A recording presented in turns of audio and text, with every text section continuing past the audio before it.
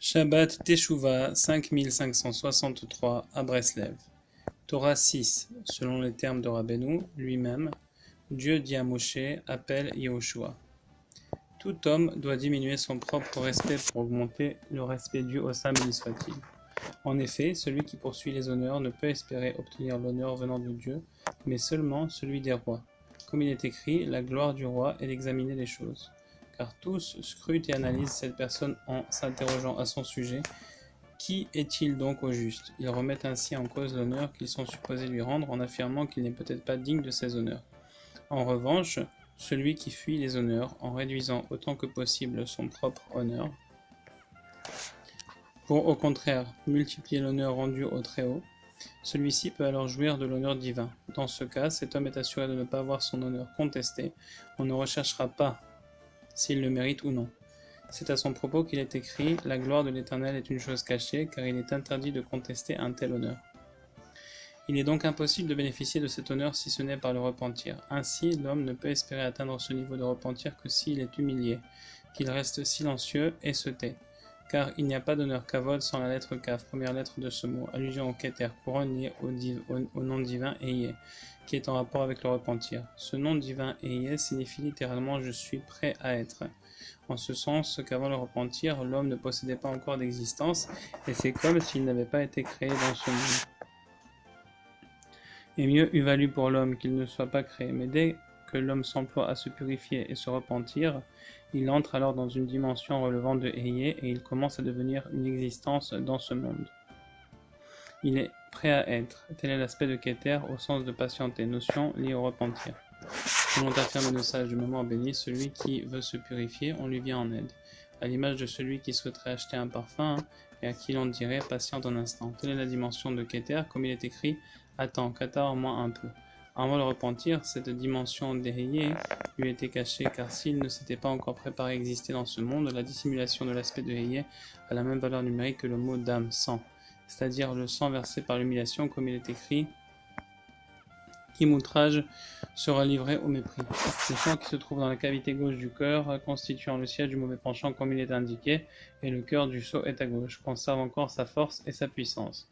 C'est pourquoi surgissent contre lui des vexations et effusions de sang, aspect d'une face cachée et tournée de Eyeh qui a la même valeur numérique de sang.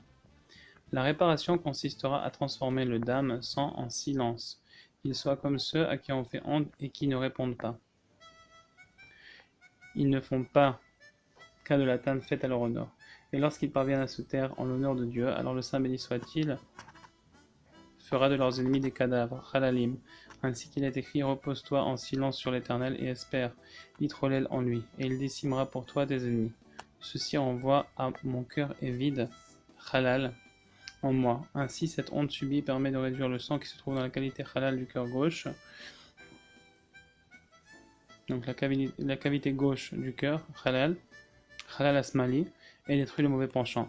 De cette même manière, on reçoit l'honneur divin comme il est écrit, quiconque offre comme sacrifice des actions de grâce m'honore. Nos maîtres interprètent cela comme une allusion au sacrifice du mauvais penchant. Il convient de s'attacher continuellement à cette notion de repentir, car qui osera affirmer « j'ai débarrassé mon cœur de toute tâche, je me suis purifié de mes péchés ». En effet, lorsqu'un homme dit « j'ai péché, j'ai fauté, j'ai transgressé », il est impossible que ces paroles soient prononcées d'un cœur pur, sans une pointe d'intérêt personnel. Tel est le sens du verset, qui osera affirmer « j'ai débarrassé mon cœur de toute tâche, je me suis purifié de mes péchés ». Autrement dit, qui est véritablement en mesure d'affirmer que son cœur est pur de tout intérêt personnel, y compris au moment où il déclare dans la confession « j'ai fauté », etc. Ainsi, qui pourra dire « je me suis purifié de toute faute » au moment de cette confession, sans être animé d'un intérêt quelconque? L'homme ne saurait être totalement pur même lorsqu'on dit ces mêmes paroles « j'ai fauté, j'ai transgressé ». En d'autres termes, l'homme devra se repentir sur le repentir initial, c'est-à-dire sur les mots « j'ai fauté, j'ai transgressé », car c'est à son sujet qu'il est écrit « ce n'est que par sa bouche et ses lèvres qu'il me rend hommage, alors que son cœur est loin de moi ». C'est par le mérite du repentir que l'homme peut espérer obtenir l'honneur divin, et même s'il pense au fond de lui qu'il a fait un repentir parfait, il doit continuer à se repentir sur le repentir précédent. En effet, au départ, lorsqu'il a entamé son premier repentir, il a agi en fonction de son niveau de compréhension. Mais lorsque par la suite, il fait une nouvelle repentance, il perçoit et comprend davantage le Saint béni soit-il. Par conséquent, au regard de la perception qui est la sienne à présent, il est certain que sa première perception était particulièrement rudimentaire, d'où la nécessité de faire repentance sur la première compréhension, puisqu'il avait perdu le divin sous un aspect plus sommaire. Il avait perçu le divin sous un aspect plus sommaire.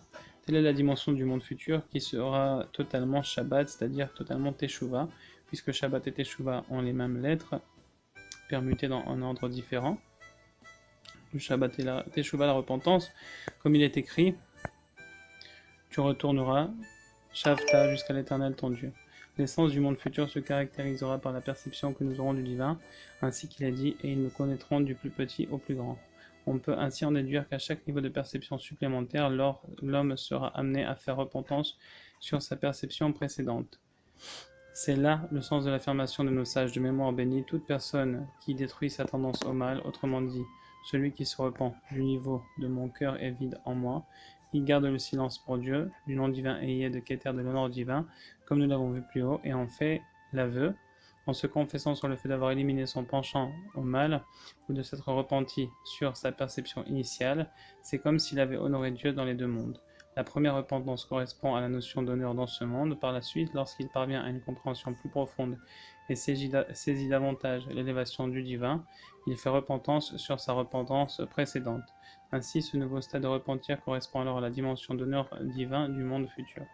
C'est ce que nos maîtres enseignent à partir du verset « lumière précieuse éterne ». Autrement dit, une lumière jugée précieuse en ce monde-ci paraîtra insignifiante dans le monde futur. On peut ainsi en conclure que dans le monde à venir, lorsque nous parviendrons à une perception accrue du divin, il est certain que nous serons remplis de remords et nous ferons repentance sur cette perception si limitée qui fut la nôtre en ce monde. En effet, la compréhension en relevant de ce monde est de l'ordre matériel en comparaison avec la compréhension du monde futur. C'est pourquoi on peut parler de respect dû au Saint béni soit-il dans les deux mondes.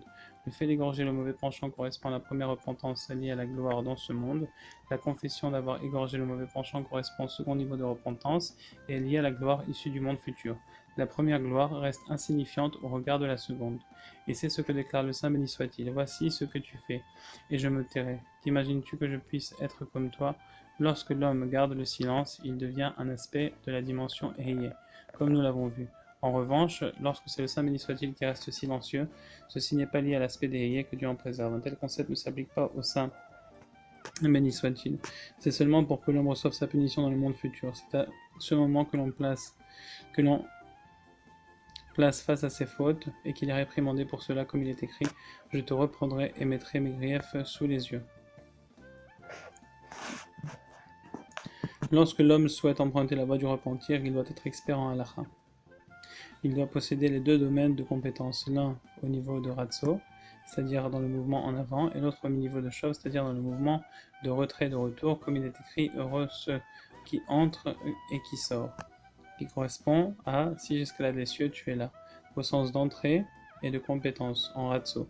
Si je me couche au fond de l'enfer, te voici, au sens de sortie et de compétence en Shov. Cela également, comme le verset: je suis à mon bien-aimé et mon bien-aimé est à moi. Je suis à mon bien-aimé au sens d'entrée et de Ratso, et mon bien-aimé est à moi au sens de sortie et de Shov. C'est la signification cachée des médiations de Elul, des méditations de Elul, et c'est l'essence de sa gloire. Et c'est: fais-lui honneur en t'abstenant de suivre tes voies ordinaires, tes voies au pluriel, ce qui englobe entrée, montée, et sortie, descente. Celui qui est maître de ces deux attitudes est capable d'emprunter les voies du repentir et de mériter l'honneur divin mentionné plus haut. Comme il est écrit: fais-lui honneur en t'abstenant de suivre tes voies ordinaires. Il accède à la couronne Keter, car il ne saurait y avoir d'honneur sans Kaf. La main droite de Dieu s'ouvre pour accueillir son repentir. C'est la signification cachée des intentions mystiques de Elul. Par le silence et le mutisme, on forme la voyelle Chirik, le son I, comme le rapporte les Tikkunim, introduction 7a. À partir du verset: et sous tes pieds quelque chose de semblable au brillant du saphir. Ceci correspond au Chirik qui évoque et la terre et mon marchepied Hadom. Hadom, d'accord, donc Hadom, ce qui veut dire le fait de se taire, à la notion de demi-main, silence. Aspect du point inférieur à la lettre Aleph. D'accord, donc la terre est mon marchepied, Adam. D'accord. Et cela, donc le mot dom, ça veut dire se taire, de la chaîne demi-main. D'accord. Et cela, ça correspond donc au point inférieur du Aleph qu'on voit ici dans le petit diagramme. Quant au point le plus haut situé sur la lettre Aleph, il correspond au Keter et du haut du firmament au-dessus de leur tête comme une apparence de pierre de saphir, une forme de trône. Caché au-dessus du Vav, le firmament du Aleph constitue le point supérieur qui constitue le trône caché comme il est écrit. Ne cherche pas à atteindre ce qui te dépasse et n'essaie pas de comprendre ce qui t'est caché. Cela correspond à 1. L'honneur de Dieu et d'être caché. Le Vav situé dans la lettre Aleph représente le firmament Shamaim ou Esh Emaim, ce qui est comme la notion de honte qui entraîne des variations dans la couleur du visage, comme le ciel se compose de toutes les couleurs. De la même manière, de cette même manière, on devient cet homme qui siège sur le trône, comme il est écrit, et une forme ayant l'apparence d'un homme par-dessus. En effet, il ne saurait y avoir d'homme sans Aleph. Telles sont les lettres du mot Adam, Aleph, Dam. Par le silence pour Dieu d'homme, on forme le Aleph et on fait siéger un Adam, c'est-à-dire un homme, sur le trône. Le Vav, présent dans le Aleph, représente le firmament, la fusion de toutes les couleurs, allusion à la honte, comme nous l'avons vu. Quant au point inférieur, il symbolise le silence et le mutisme, comme il est écrit, et la terre est mon marchepied, allusion au chirik et à sous ses pieds. Le point supérieur correspond au trône caché, allusion à la repentance, à l'aspect de l'honneur de Dieu et d'être caché. Il n'essaie pas de comprendre ce qui est caché, et au-dessus du firmament, une forme de trône. L'homme peut alors siéger sur le trône, correspondant ainsi à une forme ayant l'apparence d'un homme par-dessus. Il en résulte d'une union entre le soleil et la lune. Le soleil éclaire la lune de telle sorte qu'une union s'opère entre Moshe et Yoshua. Le visage de Moshe est comparable à la face du soleil. Il s'agit du point supérieur, aspect du trône, aspect de Moshe, comme il est écrit, et son trône sera devant moi comme le soleil. Il correspond à, et du haut du firmament, une forme de trône. Le point inférieur correspond à Yoshua, l'aspect de la lune Levana, référence à sous ses pieds quelque chose de semblable à une livnade brique de saphir, allusion à Levana lune. Le Vav, dans le Aleph, correspond au firmament qui envoie la tente, comme il est écrit, Yoshua bin Nun ne quittez pas la tente. La tente correspond au firmament, comme on le voit dans le verset, qui les déploie comme une tente, ou tu déploies les cieux comme une tenture. Et encore cette allusion que l'on retrouve dans les tentures de la tente, etc. Ainsi, le trône supérieur représenté par le trône supérieur qui est représenté par le point supérieur du Aleph se divise en 3 points. Donc le point supérieur se divise lui-même en 3 points. La repentance requiert 3 conditions, comme il est écrit, de peur que ses yeux ne voient, que ses oreilles n'entendent et que son cœur ne comprenne, qu'il ne s'amende. Ces 3 notions forment ainsi les 3 points que la voyelle Ségol qui représente le soleil, c'est-à-dire le visage de Moshe comme la face du soleil. Telle est l'explication de Rabba bar Bar Chana racontée. Je voyageais une fois dans le désert et je vis des oies qui étaient si grasses qu'elles en perdaient leurs plumes. Shamitan. À tel point que des fleuves de graisse s'écoulaient d'elles. Je leur demandai, aurais-je droit à une part de vous dans le monde à venir? L'une d'elles leva la patte pour moi, une autre leva son aile pour moi. Lorsque je me trouvais devant Rabbi Eliezer, il me dit, les enfants d'Israël devront rendre des comptes pour cela. Rajbam, Shamitan, leurs plumes tombaient parce qu'elles étaient très grasses. Levait son aile pour moi, elle levait une aile dans ma direction qui est une allusion, voici ta part dans le monde futur. Ils devront rendre des comptes, les péchés du peuple juif retardent la venue du Messie et les créatures vivantes, ces oies, souffrent de ce fait à cause de leur graisse. Je voyageais dans le désert, Rabba bar Bar Chana saisit la haute valeur de l'humilité qui habite celui qui se considère lui-même comme un désert et que tout le monde foule des pieds. Il rencontra des sages, symbolisés par des oies, comme l'ont affirmé nos maîtres de mémoire bénis, celui qui voit une oie en rêve peut aspirer à la sagesse. Elles en perdaient, Shemitan, leurs plumes. Le Rajbam explique que les plumes notsot font allusion à la discorde et aux humiliations. On le voit dans les versets lorsque des individus se querellent, inatsu, qui est la même racine que le mot plume.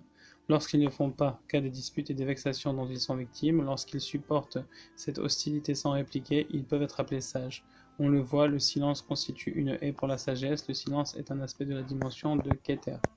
Chez Mitan, ce verbe se retrouve dans tout créancier devra faire remise Shamatot de sa créance. Ainsi, il n'éprouve pas de sentiment de rancœur ou de vengeance pour la honte subie. Parce qu'elles étaient si grasses, allusion au verset, tu t'es engraissé et tu as épaissi. Il considère qu'ils appartiennent eux-mêmes à la catégorie de ceux qui se sont engraissés.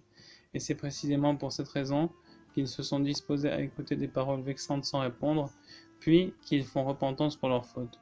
Comme il est écrit, Yeshurun deviendra, le cœur de ce peuple s'est épaissi, ses oreilles assourdies de peur que ses yeux ne voient clair. Aussi la repentance doit s'opérer sur ces trois plans. Des fleuves de graisse s'écoulaient d'eux, par le mérite du silence, on obtient l'honneur divin qui évoque l'huile, comme dans tu aimes la justice, tu hais l'iniquité. Voici pourquoi ton Dieu t'a consacré par l'huile, et ceci correspond à le roi de la gloire. Je leur demandai, aurais-je droit à une part dans le monde à venir? L'une d'entre elles leva la patte sur moi, c'est une allusion à la terre et mon marchepied, c'est-à-dire au point le plus bas comme nous l'avons vu. Une autre leva son Elkanaf pour moi, ceci correspond au trône, ton maître ne se dérobera plus Ikanef, c'est-à-dire au point le plus élevé. Cela indique qu'il fut montré à Rabba Bachana qu'il avait lui-même atteint ces niveaux.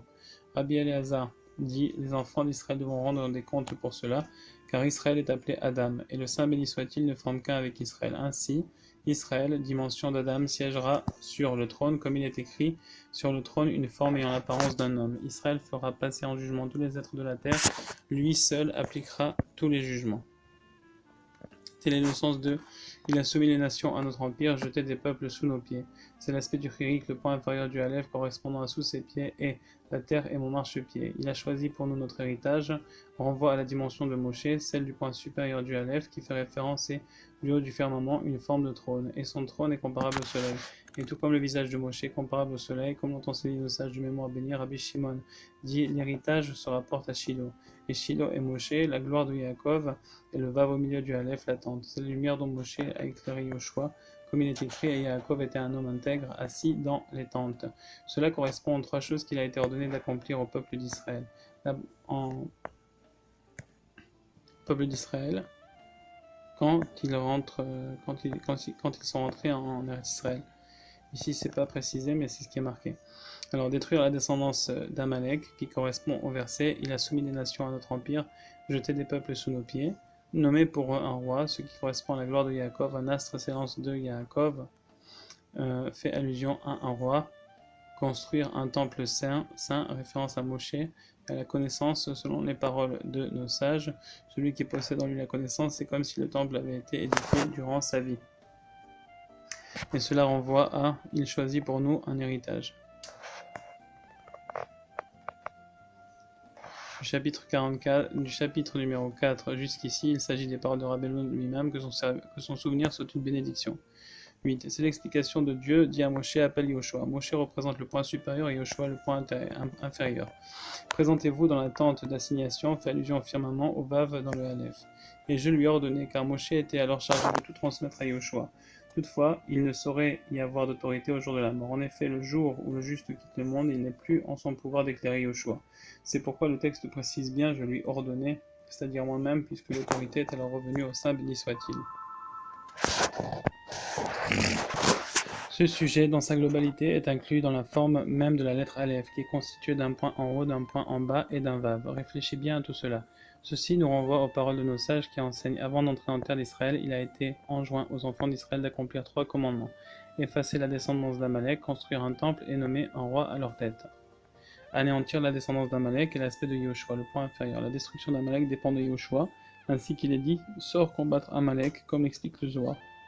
Leur construire un temple correspond à Moshe, le point inférieur. Celui qui correspond à la connaissance sainte est considéré comme celui qui possède la connaissance sainte est considéré comme si le temple avait été bâti de son vivant. Moshe représente cette connaissance et nommé un roi à leur tête, c'est l'aspect du firmament, un vav à l'intérieur du Aleph. Il est écrit un astre s'élance de Yaakov, Darar Kochav mi Yaakov, et cela évoque l'idée d'un roi qui se lève, issu de la descendance de Yaakov. Un astre s'élance est lié à la notion de firmament dans lequel on trouve des étoiles et des constellations. Et de Yaakov, car Yaakov était un homme parfait qui siégeait dans les tentes. Référence au firmament, comme dans tu déploies les cieux, comme une tenture. Le Zohar explique que Yaakov correspond à la lettre Vav. Ces 3 commandements sont liés à la dimension de repentance et comprend bien cela. Une petite note ici. Anéantir la descendance d'Amalek, c'est lié avec les Mephorsamim chez le Shekers, qui sont comparables à Amalek, c'est-à-dire les têtes du peuple qui sont là injustement par leur propre volonté, non pas parce que Dieu les a choisis et qui éloignent le peuple de Rabbi Nachman par exemple.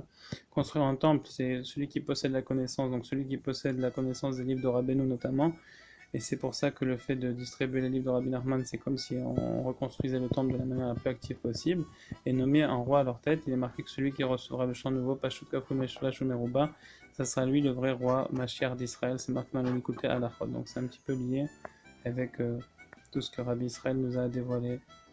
Rabbi Israël Dovdeser, le Talmid Ayakar de Rabbeinu HaKadosh nous a révélé, y compris la notion du roi, d'Amalek et de la reconstruction du temple. 10. Tel est le secret profond du mois d'Elul, de ce que j'ai pu entendre de Rabbeinu, et qui représente une goutte à peine dans l'océan de ses enseignements. Une goutte à peine dans l'océan de ses enseignements. Étudie les intentions d'Elul. L'essentiel de ces intentions mystiques est basé sur le verset qui trace un chemin dans la mer. Ce chemin dont il est question fait référence à 2 fois la valeur du nom divin Yabok 112, car la valeur numérique du mot derrière chemin 224 équivaut à 2 fois celle du mot Yabok. Et Yabok, c'est comme aussi Baki Beratso et Baki Beshov, donc être un maître dans l'aller et dans le retour, comme on a vu plus haut. Et aussi, il est à noter que le Pétek, en 1922, fut reçu 112 ans après la mort de Rabbeinu HaKadosh, donc son passage dans l'autre monde, en 1810. Et donc, il y a aussi un lien que les élèves de Rabbeinu HaKadosh, ça c'est selon une compréhension, les élèves de Rabbeinu HaKadosh ont tout fait pour appliquer ces conseils vraiment dans le sens de la Aliyah, des jeûnes, des prières de l'Aïd Bodedut d'une manière très très forte pendant ces 112 ans-là. Et ensuite, Rabbi Israël a atteint le Tikkun Shalem qui est le Pétek HaKadosh. Et ensuite, maintenant, c'est un aspect de Baki Beshov que toutes ces générations qui descendent de plus en plus bas doivent garder avec elles les Nekudot Tovot et l'aspect du Pétek qui dit que Hachem et que le Tzadik est très content de notre service. C'est Rabbi Israël qui a ouvert la voie pour ça, qui a été l'instigateur, qui a été le porteur de ce message. Donc c'est pour ça que c'est lié avec cette Torah, disons, avec les 3 aspects de la repentance comme nous l'avons vu, avec le mois de Elul, qui est lié à cette Torah. D'ailleurs aujourd'hui nous sommes le 2 Elul, notamment à l'endroit, au moment où j'enregistre cet enregistrement. Et donc tout cela est lié avec le concept de Yabok que nous voyons ici, ainsi que les 3 concepts que nous avons vus plus haut. Et cela fait référence aux 2 noms que sont Kassa et Kassag, et Sag, qui sont pour Gematria 2 fois Yabok, soit celle de derrière, donc 224. Kassa c'est 161, Kouf Samer Aleph, et Sag c'est Samer Gimel 63. Faites le calcul, ça fait 224. Il convient donc d'ailleurs de se représenter ce nom Kassa, donc c'est une permutation du nom d'Hachem avec la voyelle de Ségol, et le nom Sag avec un chirik, donc un point en bas. Et le Ségol de Kassa et le chirik de Sag s'élèvent à 400, d'accord? Bon, après ça devient technique, donc juste suivez le texte. Kassa constitue le nom Eye en valeur pleine, c'est-à-dire le Aleph, He et Yud, Ke. On ne peut pas prononcer ça, il faut dire le Ke à la place du He, c'est-à-dire le Aleph, Ke, Yud, Ke, comme Eke. Soit 10 lettres, chacune d'elles ponctuée d'un ségol. Le ségol lui-même est composé de 3 points, chaque point équivaut à Yud, soit 10. Par conséquent, chaque ségol a une valeur de 30, donc 3 fois 10, et 10 d'entre eux, donc ça totalise 300. Le nom de ça constitue les 10 lettres de Yud, Ke, Vav, Ke, ces 10 lettres étant appelées Yud, Ke, Vav, Ke, comme ça on n'a pas le droit de le prononcer comme c'est marqué, chacune ponctuée avec un chirik, un point aboutissant en tout à 100. Et les chiriks de Sag et les ségols de Kassa atteignent ensemble une valeur numérique de 400, comme celle de Pshuta étendue, c'est-à-dire une main étendue pour accueillir les repentants, et cela fait allusion au concept élevé de la main droite de Dieu tendue vers ceux qui se repentent, donc comme on l'a dit, et c'est parce que Yamin, droite en valeur pleine, est similaire à Derer qui est 2 fois Yabok. Donc 2 fois 112, ça fait 224 avec l'ensemble des 3 lettres, donc 224 plus 3, ça fait 227. Veuillez consulter ce passage, tout ceci est expliqué dans les intentions mystiques de Elul, et quand on réussit tout ça, donc à se taire quand on se fait humilier, etc., et être un maître autant dans l'avancée, dans le service divin, et aussi à savoir quand parfois on chute, s'attacher à un écho de Tovot même dans la descente, pour rester attaché à la chair, alors on mérite d'avoir une bracha, Gam Baruch Tiye, Baruch Gematria 228 avec le kollel qui est lié avec ce qu'on a vu ici. Et donc à présent, viens donc voir et comprendre comment toutes ces kavanotes, ces intentions mystiques du modèle sont données en allusion et cachées de manière prodigieuse et merveilleuse à l'intérieur de la Torah. On y explique que celui qui souhaite se repentir doit posséder les 2 compétences, l'une dans le ratso, donc l'aller la montée, l'autre dans le shov, dans le revenir dans la descente. Ce sont les notions d'entrée et de sortie correspondant à si j'escalade des cieux, tu es là, l'aspect de montée, et si je me couche au fond de l'enfer, te voici, l'aspect de descente. Voici l'explication plus haut. Le sens simple est le suivant. Celui qui aspire à emprunter la voie du repentir doit se ceindre les hanches et se renforcer constamment sur les voies de Dieu, qu'il s'agit d'une ascension ou d'une descente spirituelle, correspondant à si j'escalade les cieux et si je me couche au fond de l'enfer, comme on l'a vu. En d'autres termes, même si on parvient à une quelconque élévation à un niveau élevé, on ne doit pas se contenter de rester à ce stade et de s'en satisfaire. Il faut plutôt être très compétent en cela et croire fortement qu'on doit avancer encore et encore. Telle est la notion de compétence dans la montée liée à si j'escalade des cieux, tu es là. L'inverse est également vrai, même si l'on chute, Dieu nous en préserve, même dans l'abîme le plus profond, on ne devra jamais perdre espoir et on aura de cesse de rechercher inlassablement Dieu, béni soit-il. Ainsi devra-t-on se renforcer autant que possible, car même dans la fosse la plus profonde, le Saint béni soit-il est présent, et même à cet endroit, il est possible de s'attacher à lui. C'est à ce à quoi fait allusion, si je me couche dans la fosse, tu y es encore, il faut être compétent dans le retour. Il est en effet impossible de suivre la voie du repentir sans posséder ces deux expertises, donc être un maître dans la montée comme dans la descente.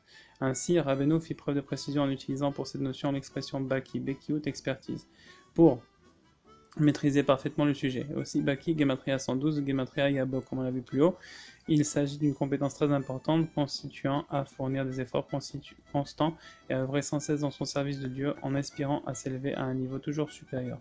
Quoi qu'il arrive, l'homme devra veiller à ne jamais chuter à Dieu ne plaise, même s'il traverse ce qu'il traverse, c'est-à-dire ne jamais chuter au niveau de ne jamais désespérer, parce que cela représente la vraie chute, même s'il traverse ce qu'il traverse comme descente et comme Yetzirah, etc.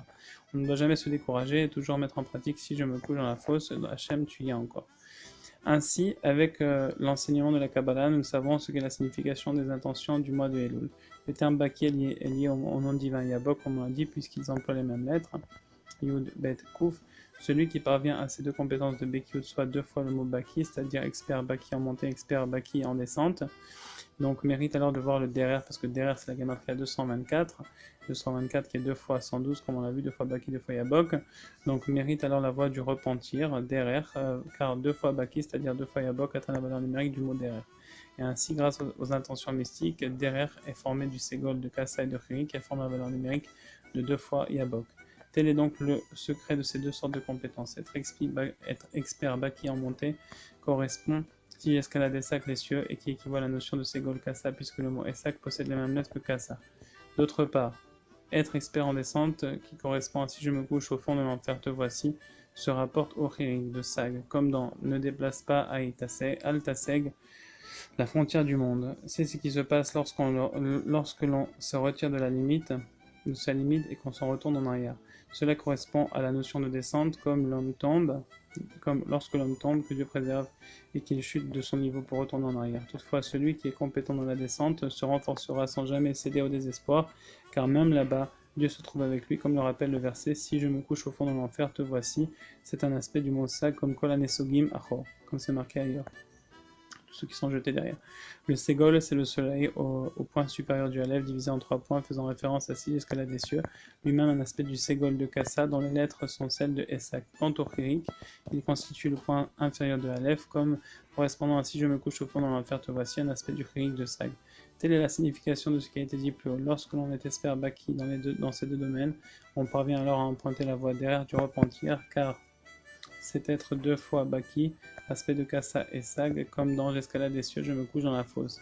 Par cela, on parvient à la notion de derrière de voie qui a pour valeur numérique 2 fois Baki, qui sont Kassa et Sag.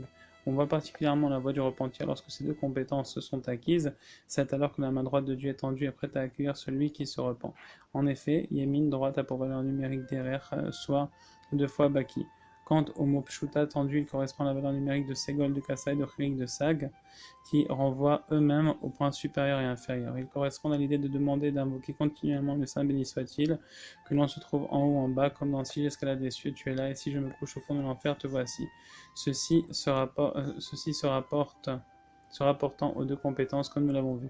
C'est lorsque l'homme est un expert dans ces deux compétences, alors il peut emprunter la voie du repentir et la main droite de Dieu lui est prête et tendue à recevoir son repentir. On comprend bien ces choses quand il s'agit des concepts extrêmement profonds. Donc ça, c'est la Torah de Rabbeinu pur, c'est les écrits du Harizal, donc dans la Kabbale, des choses extrêmement complexes.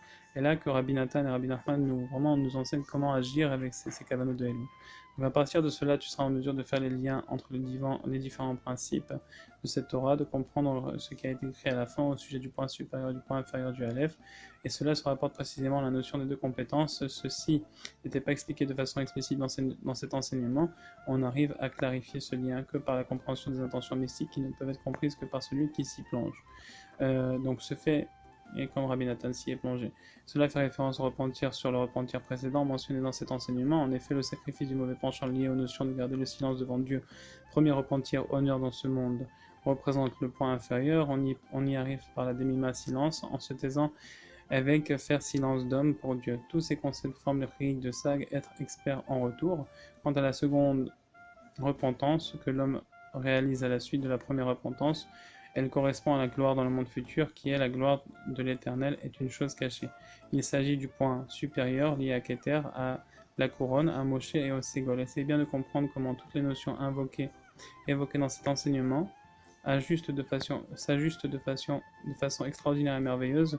Ceux qui ont accès à la sagesse comprendront un peu. Voici l'essentiel. Donc, écoutez bien.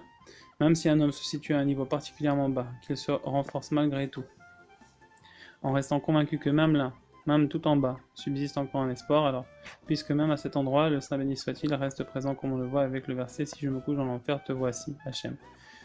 En agissant ainsi, il attire sur lui la sainteté du nom divin Havaya dans sa permutation de Sag. Ce nom fait revenir tous ceux qui se sont retirés Nasogu, Achor, qui se sont retirés de la sainteté. Il les raffermit et les soutient pour qu'ils ne chutent pas définitivement à Dieu ne plaise. Il s'agit du principe de compétence en retour, lié au saint nom Yabok et Sag.